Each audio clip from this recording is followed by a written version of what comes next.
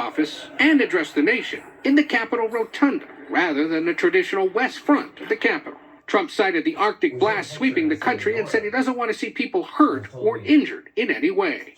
Just hours after the decision to move the inauguration indoors here in the Rotunda, they're already setting up the new platform where Donald Trump will be sworn in. Instead of thousands of people watching outside, it'll just be a few hundred in here, the most important of those VIPs, members of Congress, former presidents, cabinet officials, and those visiting dignitaries from around the world.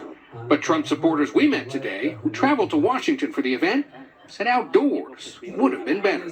They should dress warmly to come out because it's a historical event, and it should be outside, I would think. I would stand in the 5-degree weather in order to support what he's going to do, what he did in the past, and what he's going to do in the future. Moving it all indoors has happened before, exactly 40 years ago, when temperatures for Ronald Reagan's second inaugural plunged to 7 degrees. President of the United States. As for security, about 25,000 law enforcement officers are already on hand.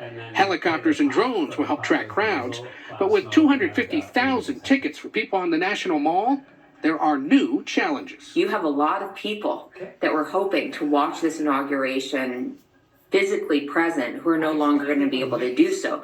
So there is a risk of mass gatherings in and around the inauguration site that was likely not going to be a factor when the inauguration was planned to be outdoors. Moving the inauguration indoors means organizers are now planning to stage the inaugural parade's musical acts at a downtown Washington arena. Trump is already set to host a campaign-style rally Sunday night. No matter the weather, come noon on Monday, Trump is set to be sworn in. Nora? Lots changing here. All right, Ed O'Keefe, thank you so much. And just how cold is it going to be in the nation's capital on Monday? CBS's Lonnie Quinn has the latest. Good evening, Lonnie.